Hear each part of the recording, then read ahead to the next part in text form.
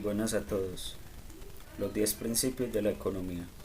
La palabra economía proviene del griego oikonomos, que significa el que administra una casa. Al principio este origen podría parecer peculiar, pero de hecho las casas y la economía tienen mucho en común. En una casa se deben tomar muchas decisiones. Debe decirse cuáles tareas serán realizadas por cada uno de sus miembros y qué recibirán a cambio. ¿Quién cocina? ¿Quién lava la ropa? ¿A quién le toca un postre extra en la cena? ¿Quién decide qué se verá en la televisión? En suma, en una casa se debe distribuir los recursos que son escasos entre los diferentes miembros según sus habilidades, esfuerzos y deseos. Al igual que una casa, la sociedad enfrenta numerosas decisiones. Una sociedad debe encontrar la manera de decidir qué trabajo debe realizarse y quién llevará a cabo estas tareas. Se necesitan personas que trabajen la tierra, otras que confeccionen ropa, otras que diseñen programas para la computadora. En fin, una vez que se han asignado las diversas tareas a los individuos que las llevarán a cabo, así como la tierra, los edificios y las máquinas, deben designarse de igual manera los diferentes bienes y servicios que serán producidos. Debe decidirse quién come caviar y quién papas, quién maneja un Ferrari y quién toma el autobús. La administración de los recursos de la sociedad es importante porque los recursos son escasos. Escasez significa que la sociedad tiene recursos limitados y, por tanto, no puede producir todos los bienes y servicios que las personas desearían tener. De la misma manera que un miembro de la casa no puede tener todo lo que quiere, la sociedad no puede proporcionar a todos sus miembros el máximo nivel de vida al que cada uno aspira. La economía es el estudio de cómo la sociedad administra sus recursos que son escasos. En la mayoría de las sociedades los recursos no son asignados por un dictador omnipotente, sino que se distribuyen por medio de las acciones conjuntas de millones de hogares y empresas. Es por esto que los economistas estudian la manera en que las personas toman sus decisiones, cuánto trabajan, qué compran, cuánto ahorran y en qué invierten sus ahorros. Los economistas también estudian la manera en que las personas se interrelacionan. Examinan, por ejemplo, cómo una multitud de compradores y vendedores de un bien determinado deciden a qué precio se vende y en qué cantidad.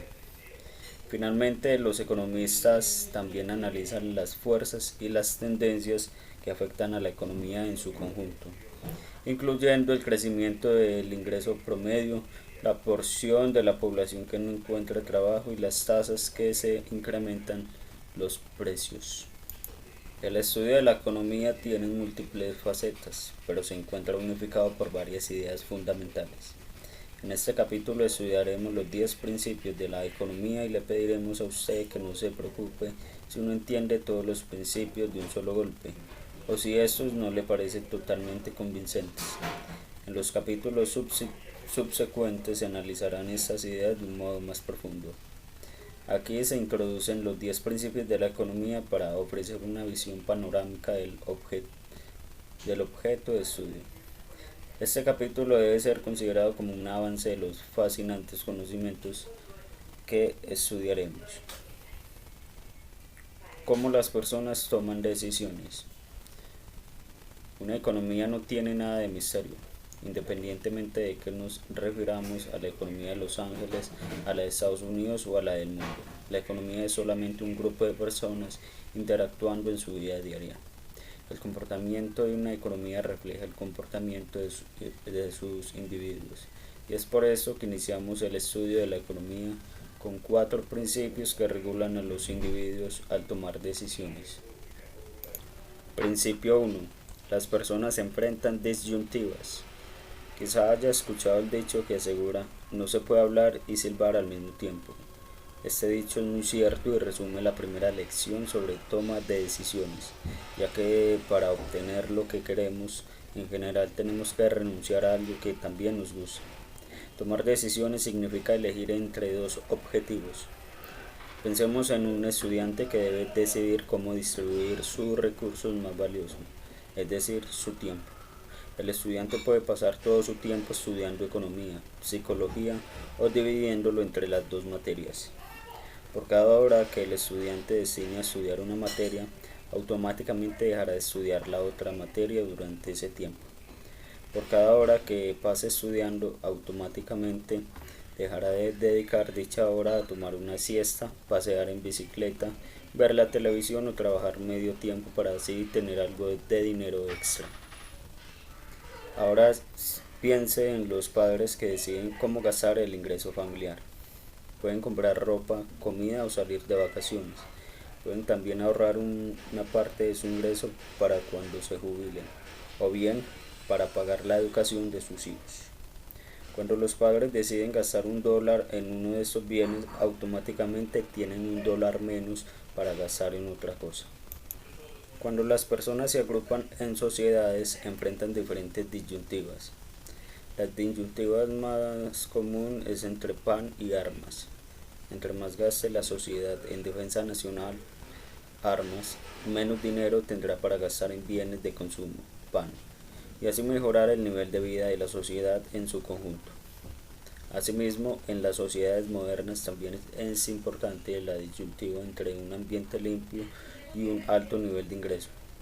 Las leyes necesarias para hacer que las empresas contaminen menos provocan que los costos de producción de los bienes y servicios aumenten y, debido a estos costos más altos, las empresas ganan menos o pagan salarios más bajos o venden los bienes a precios muy altos o crean una combinación de estas variables.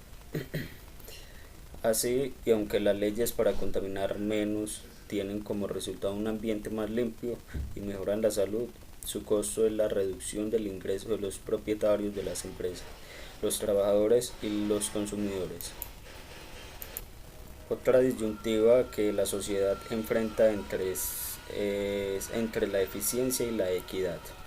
La eficiencia significa que la sociedad extrae al máximo beneficio de sus recursos escasos. La equidad significa que la sociedad distribuye igualitariamente estos beneficios entre sus miembros. En otras palabras, piensa en los recursos de la economía como un pastel que debe repartirse. La eficiencia sería el tamaño del pastel y la equidad la manera en cómo se reparte entre los diferentes individuos. Es el momento en que las políticas públicas se diseñan. Estos dos objetivos entran en conflicto. Piense, por ejemplo, en las medidas destinadas a conseguir una distribución más equitativa del bienestar económico. Algunas de ellas, como la asistencia social o el seguro de desempleo, tratan de ayudar a los más necesitados.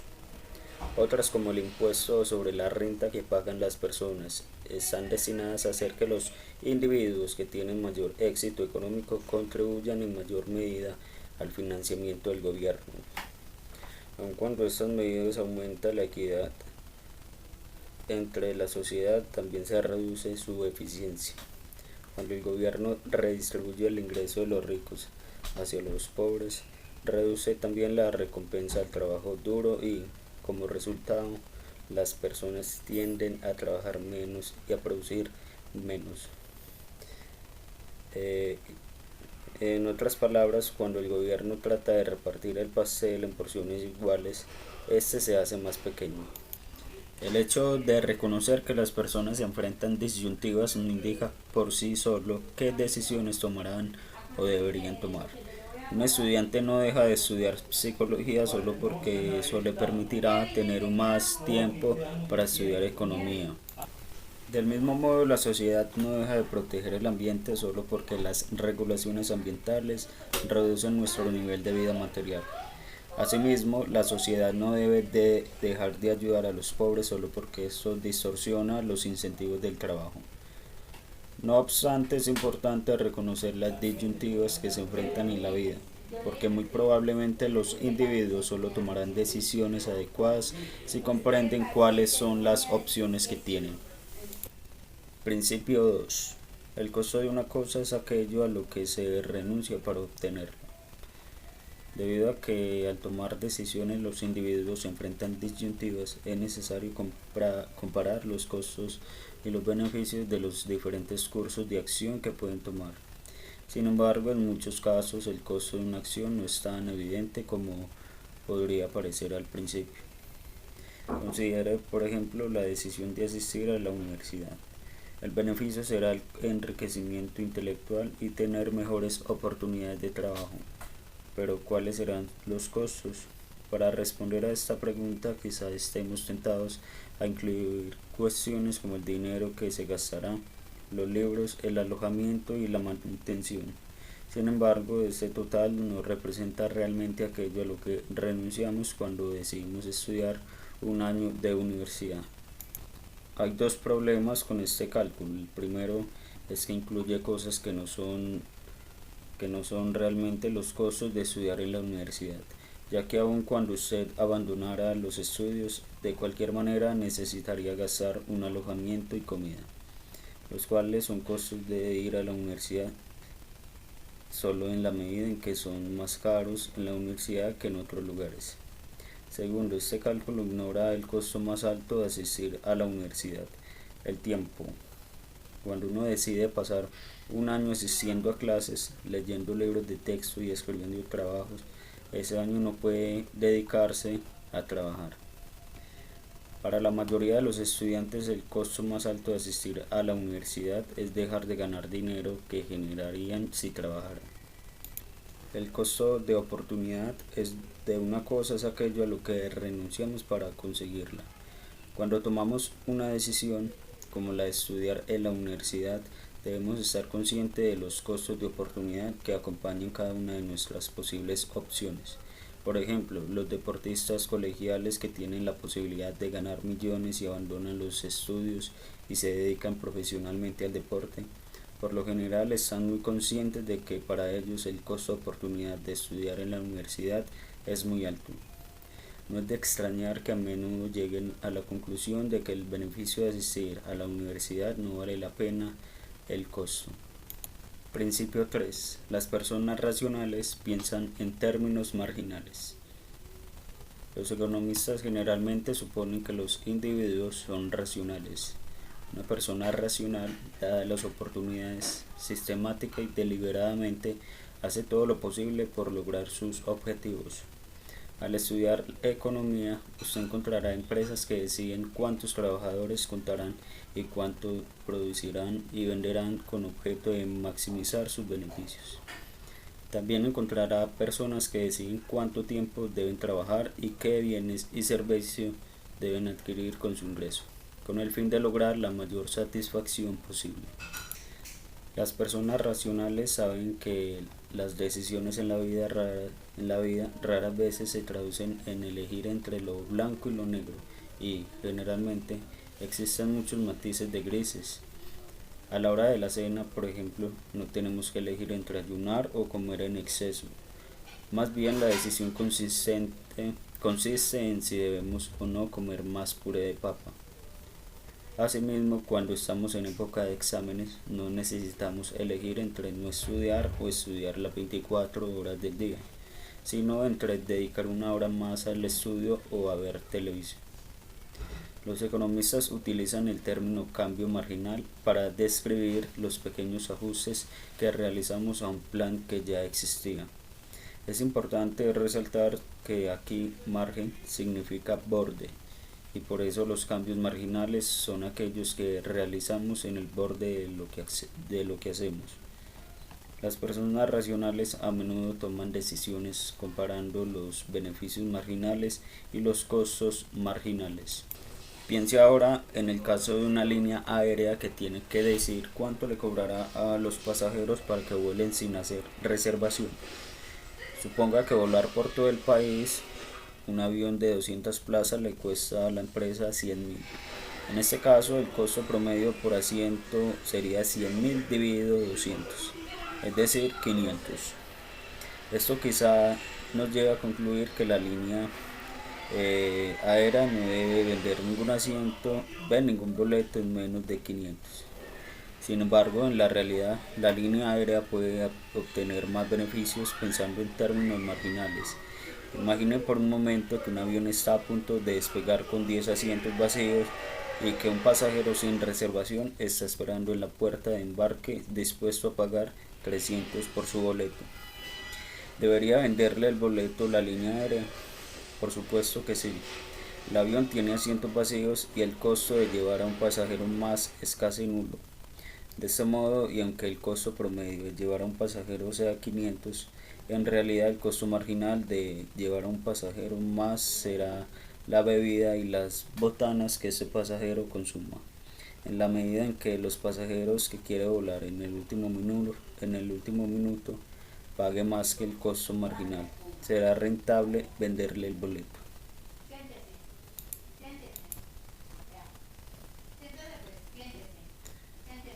La toma de decisiones marginales ayuda a explicar algunos fenómenos económicos que, de lo contrario, sería difícil entender. Formulemos una pregunta clásica: ¿por qué el agua es barata y los diamantes son caros? Los seres humanos necesitan el agua para sobrevivir, mientras que los diamantes son innecesarios, pero por alguna razón las personas están dispuestas a pagar mucho más por un diamante que por un vaso de agua.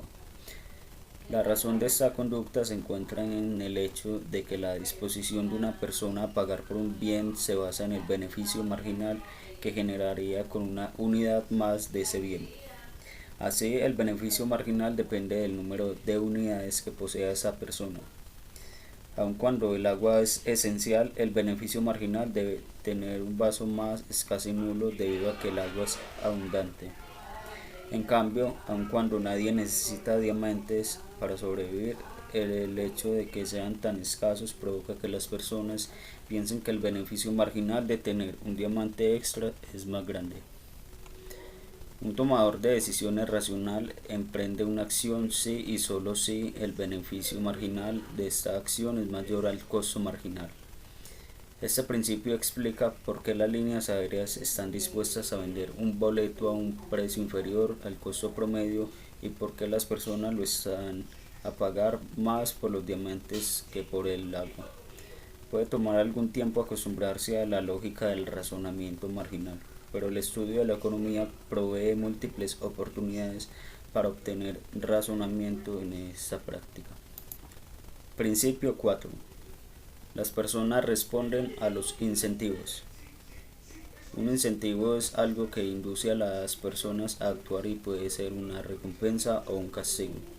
Las personas racionales responden a los incentivos debido a que toman sus decisiones comparando los costos y los beneficios. Usted verá cómo los incentivos desempeñan un rol primordial en el estudio de la economía. Un economista llegó incluso a decir que la economía puede resumirse en la siguiente frase: las personas responden a los incentivos, lo demás es irrelevante. Los incentivos son fundamentales cuando se analiza cómo funcionan los mercados. Por ejemplo, cuando el precio de las manzanas aumenta, las personas deciden consumir menos manzanas. A su vez, el productor decide contratar a más personas, con la finalidad de cultivar más manzanas.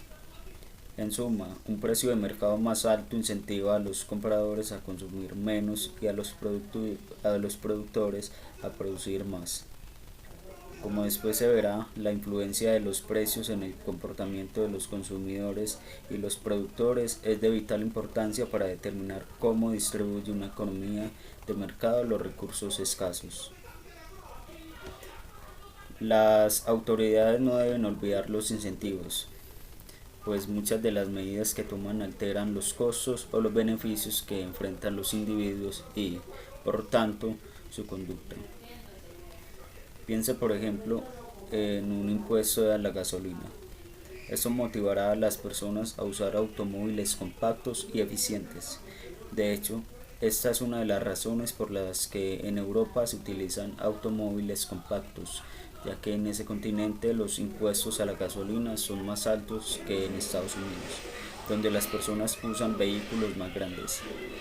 El impuesto a la gasolina también incentiva los viajes en automóvil compartido, el transporte público y el tratar de vivir más cerca del lugar de trabajo. Si este impuesto fuera más alto, las personas tenderían a usar más automóviles híbridos y, si fueran más altos aún, utilizarían automóviles eléctricos. Cuando las autoridades no consideran cómo sus medidas repercuten en los incentivos, pueden provocar resultados que no deseaban. Piensa en la legislación sobre la seguridad vial en Estados Unidos.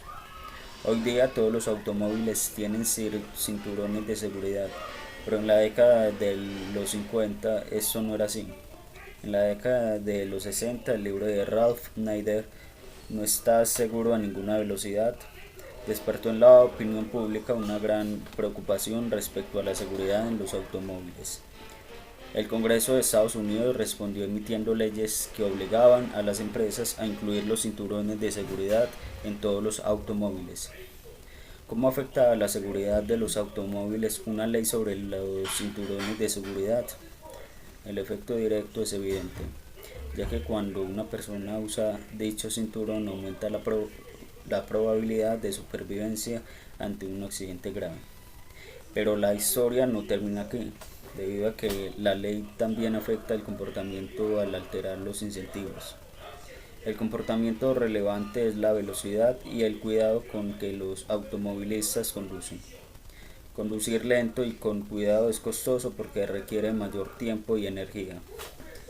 Así, al decidir qué tan cuidadosamente conducen, los individuos racionales comparan, quizá de modo inconsciente, el beneficio marginal que existe entre conducir con mayor seguridad y el costo marginal. De este modo, las personas conducen más lento y con más cuidado cuando el beneficio del aumento de la seguridad es alto.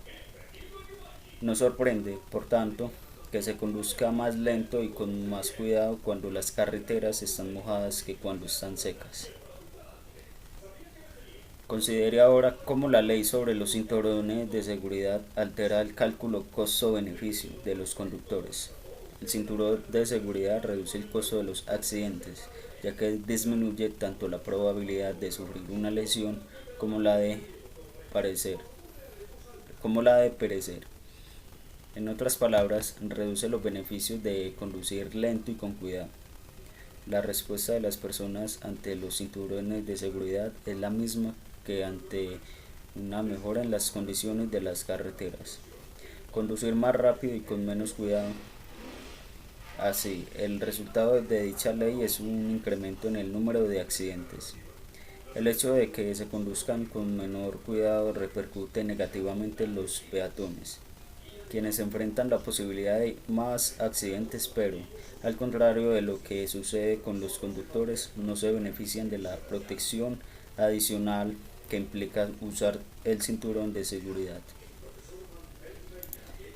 En un principio, la discusión entre los incentivos y los cinturones de seguridad quizá parezca pura especulación, pero lo cierto es que un estudio clásico del economista Sam Peltzman, publicado en 1975, muestra que las leyes sobre la seguridad en los automóviles produjeron muchos de los efectos señalados antes.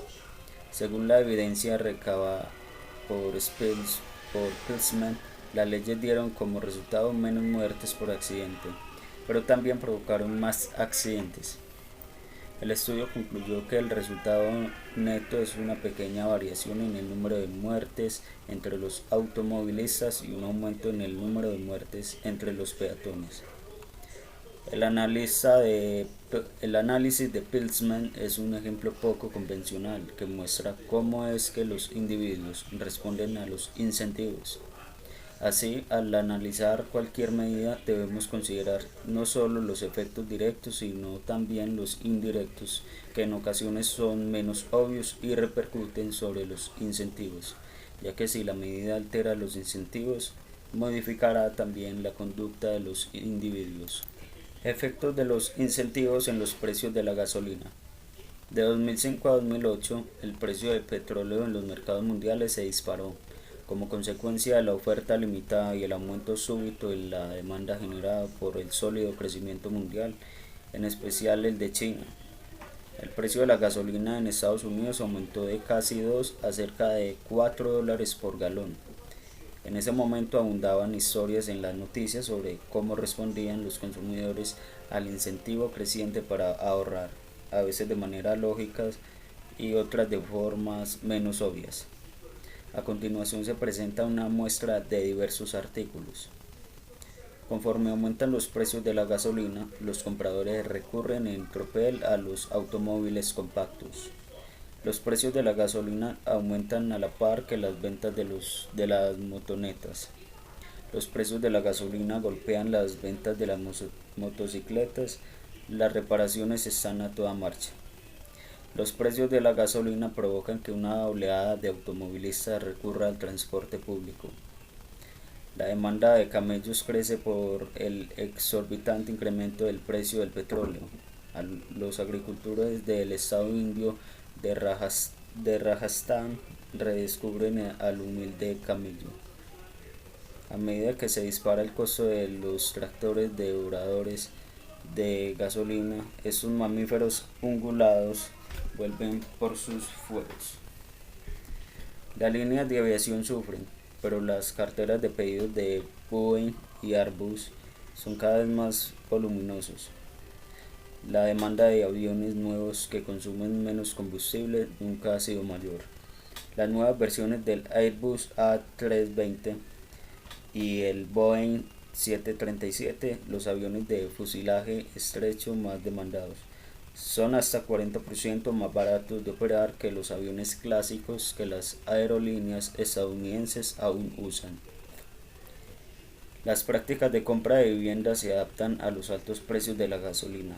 En su búsqueda de una nueva casa, Demetrius Strauss hizo cuentas y descubrió que, con el aumento continuo de los precios de la gasolina, lo mejor para su bolsillo era que él se mudara cerca de una estación de trenes Amtrak. Los precios de la gasolina obligan a estudiantes a tomar cursos por internet, como Christy Labdie, estudiante de segundo año de Northampton.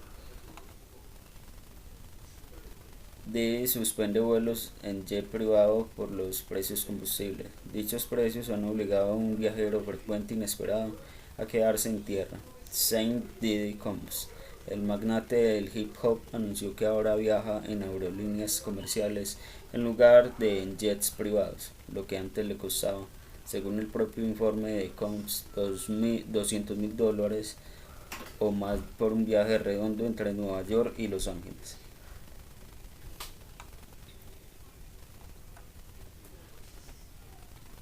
Muchos de estos acontecimientos a la postre resultaron ser transitorios. La recesión económica que empezó en 2008 y continuó durante 2009 redujo la demanda mundial de petróleo y el precio de la gasolina disminuyó considerablemente. No sabemos todavía si Combs volvió a usar su jet privado. ¿Cómo interactúan las personas? Los primeros 4 principios analizan la manera en que las personas toman sus decisiones. Muchas de las decisiones que tomamos durante nuestras vidas nos afectan, pero también a quienes nos rodean. Los siguientes 3 principios se refieren a la manera en que los individuos interactúan. Principio 5. El comercio puede mejorar el bienestar de todos. Probablemente usted haya escuchado en las noticias que en la economía mundial Japón es el competidor de Estados Unidos. Esto de alguna manera es cierto porque las empresas estadounidenses y las japonesas producen bienes parecidos. Ford y Toyota compiten por los mismos clientes en el mercado automotriz y Apple y Sony lo hacen en el mercado de reproductores de música digital. Sin embargo, es fácil dejarse engañar cuando se piensa en la competencia entre países. El comercio entre dos naciones no es como una competencia deportiva en lo que uno gana y otro pierde. Por el contrario, el comercio entre dos países puede mejorar el bienestar de las naciones participantes. Para entender por qué sucede esto, piense cómo es que el comercio afecta a las familias. Cuando un miembro de nuestra familia busca trabajo, está compitiendo con miembros de otras familias que también lo buscan. Del mismo modo, las familias compiten entre sí cuando van de compras, ya que cada una quiere comprar las mejores mercancías a los mejores precios. Por tanto, podemos decir que en la economía cada familia compite con las demás. Sin embargo, y a pesar de esa competencia, el bienestar de una familia no mejoraría si se aislara del resto, porque si lo hiciera tendría que cultivar sus propios alimentos, elaborar ropa y construir su casa. Así, resulta evidente que las familias ganan mucho al comerciar unas con otras. ya que este intercambio promueve la especialización. El comercio permite a cada persona especializarse en las actividades que mejor realizan, ya sea cultivar el campo, coser o construir casas. El comerciar permite a las personas comprar una mayor variedad de bienes y servicios a un menor precio. Los países, como las familias, se benefician del comercio entre sí, ya que les permite especializarse en lo que hacen mejor y disfrutar así de una mayor variedad de bienes y servicios. Los japoneses, franceses, egipcios y brasileños son tanto nuestros socios como nuestros competidores en la economía mundial. Principio 6. Los mercados normalmente son un buen mecanismo para organizar la actividad económica. La caída del comunismo en la Unión Soviética y en la Europa del Este durante la década de 1980 es probablemente el cambio más importante que ha ocurrido en el mundo en los últimos 50 años. Los países comunistas se basaron en la premisa de que el gobierno era el más indicado para asignar los recursos escasos de la economía. Por medio de una planificación central, se decía qué bienes y servicios debían producirse, en qué cantidad, quién los produciría y deberían consumirlos. La planificación central se basaba en la teoría de que el gobierno era el único capaz de organizar la actividad económica, de tal manera que se promoviera el bienestar económico del país. La mayoría de los países que alguna vez tuvo una economía de manera centralizada ha abandonado ese sistema y está tratando de desarrollar una economía de mercado. En una economía de mercado, las decisiones que antes se tomaban de manera centralizada son sustituidas por las decisiones de millones de empresas y familias. Las empresas son las responsables de decidir a quién contratar y qué fabricar. Las familias, por su parte, deciden dónde trabajar y qué desean comprar con su ingreso. Las empresas y las familias interactúan en el mercado, en donde los precios y el interés personal orientan sus decisiones. A primera vista, el éxito de las economías de mercado es desconcertante. En una economía de mercado o libre mercado, nadie está pendiente del bienestar económico de la sociedad en su conjunto. En el libre mercado coexisten muchos compradores y vendedores de diversos bienes y servicios, y todos ellos buscan principalmente su bienestar propio. Sin embargo, y a pesar de que la toma de decisiones se encuentra descentralizada y de que los tomadores de decisiones buscan su bienestar propio, las economías de mercado han demostrado que son capaces de organizar exitosamente la actividad económica para promover el bienestar general. En 1776, Adam Smith, en su libro titulado Una investigación sobre la naturaleza y las causas de las riquezas de las naciones, hizo la observación más famosa de toda la economía.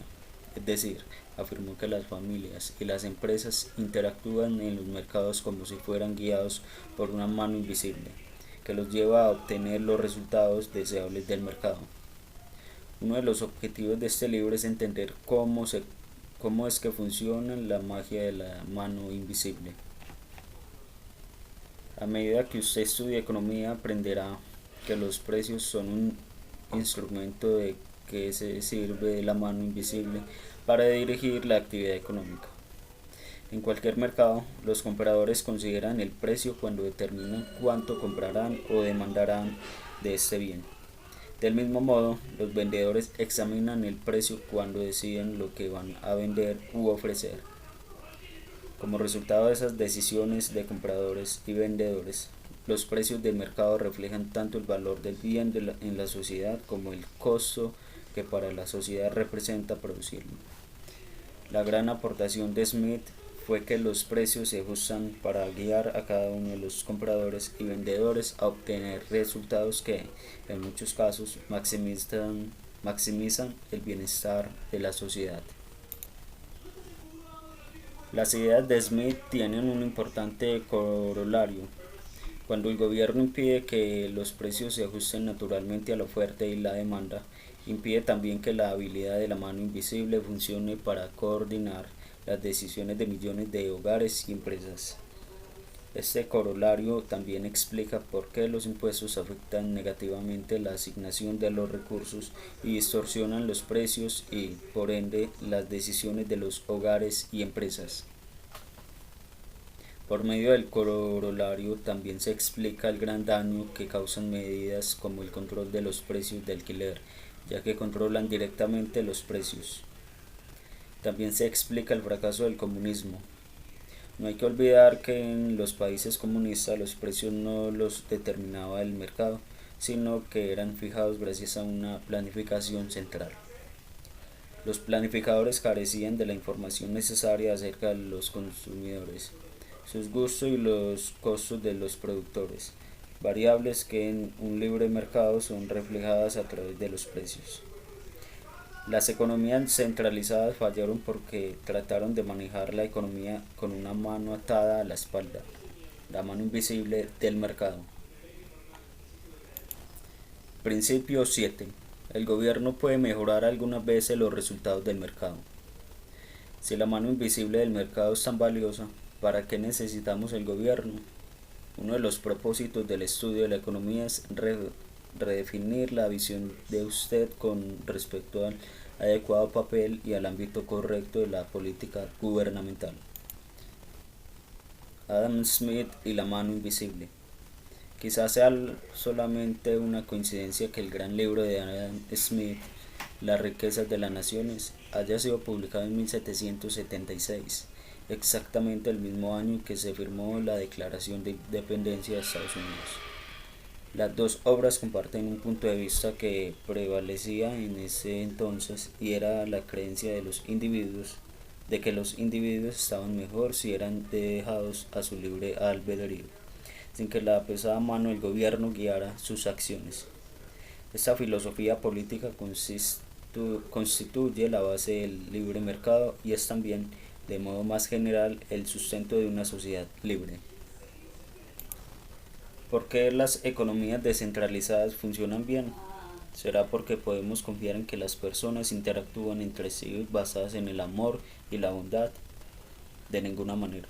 A continuación se presenta la descripción que Adam Smith hizo de cómo las personas interactúan en una economía de mercado. El hombre reclama la mayor parte de la circunstancia la ayuda de sus semejantes y en vano puede esperarla solo en su benevolencia. La conseguirá con mayor seguridad interesando en su favor el egoísmo de los otros y haciéndoles ver que es desventajoso para ellos hacer lo que les pide. Dame lo que necesito y tendrás lo que deseas. Es el sentido de cualquier clase de oferta. Y así obtendremos de los demás la mayor parte de los servicios que necesitamos. No es la benevolencia del carnicero, del cervecero o del panadero lo que nos procura el alimento, sino la consideración de su propio interés. No invocamos sus sentimientos humanitarios, sino su egoísmo, ni les hablamos de nuestras necesidades, sino de sus ventajas. Solo el mendigo depende principalmente de la benevolencia de sus conciudadanos. Ningún individuo se propone, por lo general, promover el interés público, si sabe hasta qué punto lo promueve. Solo piensa en su propia ganancia, pero en este, como en muchos otros casos, es conducido por una mano invisible a promover un fin que no entraba en sus intenciones. Mas no implica mal alguno para la sociedad que tal fin no entre a formar parte de sus propósitos, pues al perseguir su propio interés promueve el de la sociedad de una manera más efectiva que si esto entrara en sus designios.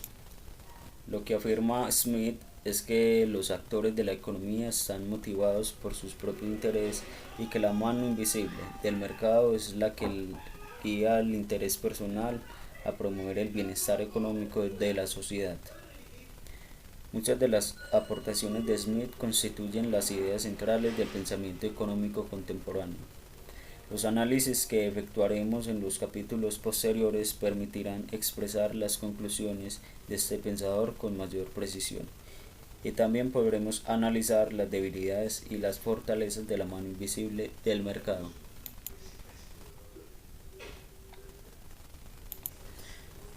Una de las razones por las cuales necesitamos al gobierno es porque la magia de la mano invisible de la economía solo funciona cuando aquel hace valer las reglas y mantiene las instituciones que son claves para el libre mercado, pero más importante aún es el hecho de que las economías de mercado necesitan instituciones que hagan valer los derechos de propiedad de las personas para que éstas puedan ejercer propiedad y control sobre los recursos escasos. Un campesino no cultivará alimentos si cree que le robarán su cosecha. De igual manera, un restaurante no ofrecerá comidas a menos que haya algo que le asegure que los clientes pagarán antes de irse. Una empresa de entretenimiento no producirá DVD si un número importante de clientes potenciales dejan de pagar su producto porque prefieren las copias piratas de los discos. En suma, todos dependemos de la policía y el sistema de justicia que el gobierno proporciona, ya que estas instituciones hacen que los derechos sobre las cosas que producimos se respeten, y la mano invisible confía en nuestra capacidad de hacer respetar nuestros derechos. Pero existe otra razón por la que necesitamos al gobierno. La mano invisible es muy poderosa, pero no omnipotente. Promover la eficiencia y la equidad son las dos grandes razones por las cuales el gobierno debe intervenir en la economía para cambiar la manera en que las personas asignarían los recursos. Es decir, la mayoría de las medidas económicas aspiran a agrandar el pastel económico o a cambiar la manera en que se reparte. Considere como primer objetivo la eficiencia. Aun cuando en general la mano invisible dirige a los mercados a asignar los recursos para maximizar el pastel económico, esto no siempre se logra. Los economistas utilizan el término falla del mercado para referirse a una situación en la cual el mercado por sí solo no asigna eficientemente los recursos. Una de las causas posibles de esta falla del mercado puede ser una externalidad, que es el impacto que las acciones de una empresa tienen sobre el bienestar de otra. Un ejemplo clásico de externalidad lo constituye la contaminación.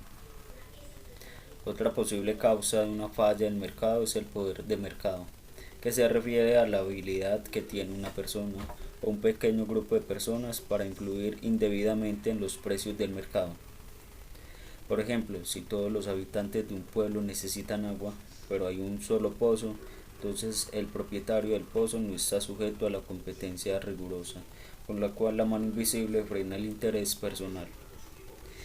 En presencia de las externalidades o del poder de mercado, una política bien diseñada puede mejorar la eficiencia económica. Ahora considere el objetivo de la equidad. Aun cuando la mano invisible busca la eficiencia económica, no siempre puede garantizar la distribución equitativa de la prosperidad económica. Una economía de mercado recompensa a las personas según su habilidad para producir bienes por los que otros están dispuestos a pagar. El mejor jugador del básquetbol del mundo gana más que el mejor jugador de ajedrez, simple y sencillamente porque las personas están dispuestas a pagar más por asistir a un partido de básquetbol que uno de ajedrez. La mano invisible no garantiza que todos tengan comida suficiente, ropa digna o atención médica adecuada. Estas inequidades, dependiendo de la filosofía política de cada cual, exigen la intervención gubernamental. En la práctica, muchas de las políticas públicas, como el impuesto sobre la renta y la seguridad social, están encaminadas a lograr una distribución más equitativa del bienestar económico. Afirmar que el gobierno algunas veces puede mejorar los resultados del mercado no significa que siempre lo haga. Las políticas públicas no están hechas por ángeles, sino por un proceso político que dista mucho de ser perfecto. Algunas de las políticas están diseñadas simplemente para recompensar a quienes tienen más poder político. Otras veces están hechas por líderes bien intencionados, pero que carecen de información. Al estudiar economía, usted se convertirá Se convertirá en un mejor juez de las políticas económicas y sabrá discernir entre aquellas que promueven la eficiencia y la equidad y las que no. ¿Cómo funciona la economía? Empezamos por analizar cómo es que los individuos toman sus decisiones y después examinamos cómo interactúan entre ellos. La economía está conformada por todas estas decisiones e interacciones de los individuos. Los últimos tres principios se refieren a cómo funciona la economía de su conjunto. Principio 8. El nivel de vida de un país depende de la capacidad que tenga para producir bienes y servicios. La diferencia en el nivel de vida que existe entre los distintos países del mundo es de llamar la atención. En 2008, por ejemplo, el estadounidense promedio tenía un ingreso anual de aproximadamente $47,000, mientras que en el mexicano promedio recibía cerca de 10,000 y el nigeriano promedio ganaba solo 1,400. Como es de esperar, esta variación tan grande en el ingreso promedio se refleja en diferentes indicadores de nivel de vida. Los ciudadanos de los países con mayor ingresos tienen más televisores, más automóviles, mejor alimentación, mejor sistema de salud y esperanza de vida mayor que los ciudadanos de los países con un menor ingreso. A lo largo del tiempo, los cambios en el nivel de vida son también muy importantes. En Estados Unidos, el ingreso ha crecido históricamente a un ritmo del 2% anual, después de hacer los ajustes por los cambios en el costo de vida. A esta tasa, el ingreso promedio se duplica cada 35 años y a lo largo del siglo pasado se multiplicó aproximadamente 8 veces. ¿Cómo se explican esa gran diferencia entre los niveles de vida de los diferentes países y las distintas épocas? La respuesta es sorprendentemente simple. Casi todas las variaciones de los niveles de vida pueden atribuirse a las diferencias existentes entre los niveles de productividad de los países, esto es, la cantidad de bienes y servicios producidos por cada unidad de trabajo. En los países donde los trabajadores son capaces de producir una gran cantidad de bienes y servicios por unidad de tiempo, la mayoría de las personas disfrutan un alto nivel de vida. Al mismo tiempo, en los países donde los trabajadores son menos productivos, la mayoría de la población lleva una existencia más precaria. Asimismo, la tasa de crecimiento de la productividad de un país determina las tasas de crecimiento del ingreso promedio. La relación fundamental entre productividad y nivel de vida es simple, pero sus consecuencias son de gran trascendencia.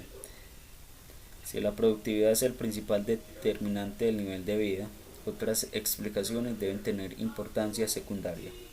Por ejemplo, resulta tentador atribuir a los sindicatos o a las leyes sobre el salario mínimo el aumento que ha experimentado el nivel de vida del trabajador estadounidense en los últimos 100 años. Sin embargo, el verdadero héroe por los trabajadores estadounidenses es el aumento de su productividad.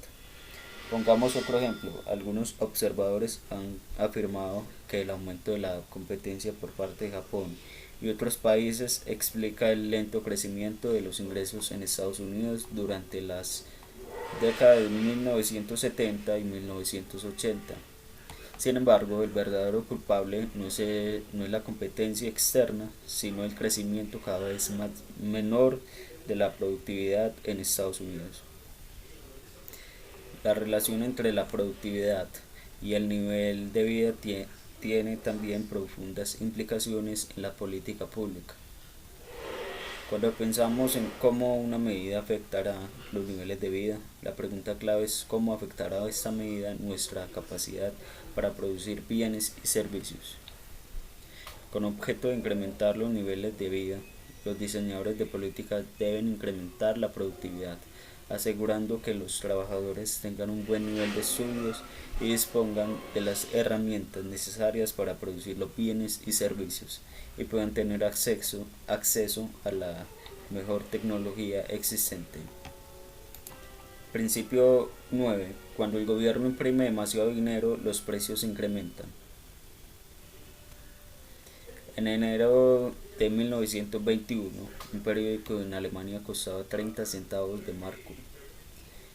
Menos de 2 años después, en noviembre de 1922, el mismo periódico tenía un precio de 70 millones de marcos y todos los precios de la economía alemana aumentaron al mismo ritmo. Este fenómeno es uno de los ejemplos históricos más relevantes de la inflación, que es un incremento en el nivel general de los precios en la economía. Aun cuando en Estados Unidos nunca se ha experimentado una inflación tan grande como la que se vivió en Alemania en la década de 1920, la inflación ha sido un problema en algunas épocas. En la década de 1970, por ejemplo, cuando el nivel de generalizado de los precios aumentó a más del doble, el entonces presidente de Estados Unidos, Gerald Ford, denominó a la inflación el enemigo público número uno. Por el contrario, la inflación en la primera década del siglo XXI ha sido cercana al 2.5% por año, lo que significa que a este ritmo los precios necesitarían 30 años para duplicarse, debido en que a una alta tasa de inflación impone varios costos a la sociedad.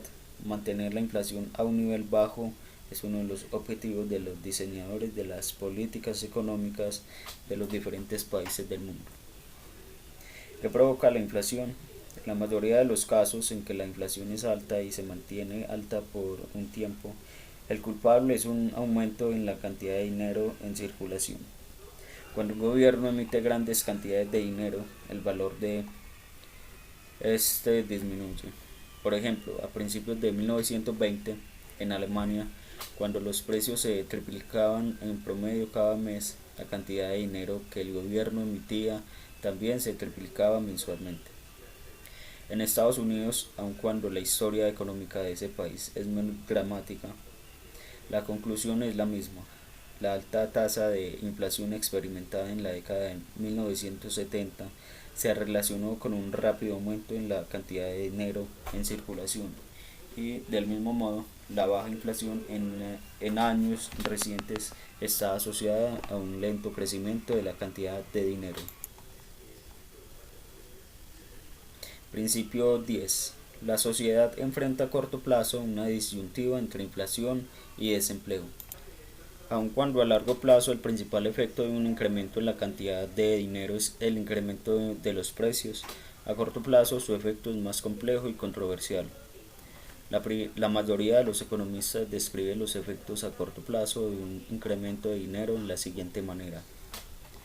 En la economía, un incremento en la cantidad de dinero estimula el nivel total de gasto y, por ende, estimula también la demanda de bienes y servicios.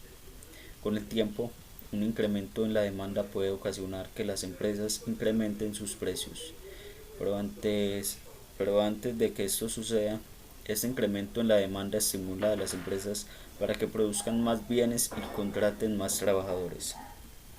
Un incremento en el número de trabajadores contratados reduce el desempleo. Este tipo de razonamiento lleva a la economía, a corto plazo, a enfrentar una disyuntiva entre inflación y desempleo. Aunque algunos economistas todavía cuestionan estas ideas, la mayoría acepta que, a corto plazo, la sociedad enfrenta una disyuntiva entre inflación y desempleo. Esto significa que, en un periodo de 1 o 2 años, varias de las políticas económicas influyen en la inflación y el desempleo en sentidos contrarios. Independientemente de que los niveles de inflación y desempleo sean altos en Estados Unidos a principios de la década de 1980, bajos como a finales de la década de 1990 o algo intermedio, las autoridades económicas enfrentan estas disyuntivas. A corto plazo, la disyuntiva entre desempleo e inflación desempeña un papel clave en el análisis del ciclo económico, el cual consiste en fluctuaciones irregulares y en gran medida impredecibles de la actividad económica, medida esta por la producción de bienes y servicios o por el número de personas empleadas. A corto plazo, los diseñadores de políticas económicas pueden explotar esta disyuntiva utilizando diversos instrumentos. Pueden cambiar, por ejemplo, la cantidad que gastan el gobierno, el monto de los impuestos, la cantidad de dinero que se imprime, En fin, que dichas autoridades pueden influir en la demanda global de bienes y servicios. Los cambios en la demanda, a su vez, influyen en la combinación de inflación y desempleo que la economía experimenta a corto plazo, debido a que estos instrumentos de política económica son muy poderosos en potencia. La manera en que los diseñadores de las políticas económicas deben usarlos para controlar la economía, si acaso deben usarlos, es tema de incontables debates. El debate se hizo aún más intenso en los primeros años de la presidencia de Barack Obama, en 2008 y 2009. La economía de Estados Unidos, al igual que muchas otras economías del mundo, experimentaron una grave recesión económica. Los problemas del sistema financiero, ocasionados por malas inversiones en el mercado de vivienda, se propagaron en el resto de la historia y provocaron que el ingreso cayera y el desempleo aumentara de manera exorbitante. Las autoridades gubernamentales respondieron de diversas formas para incrementar la demanda general de bienes y servicios.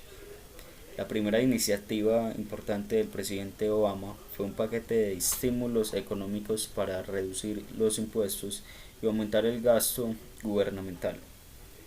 Al mismo tiempo, el Banco Central del país, la Reserva Federal, incrementó la oferta de dinero. El objetivo de estas políticas fue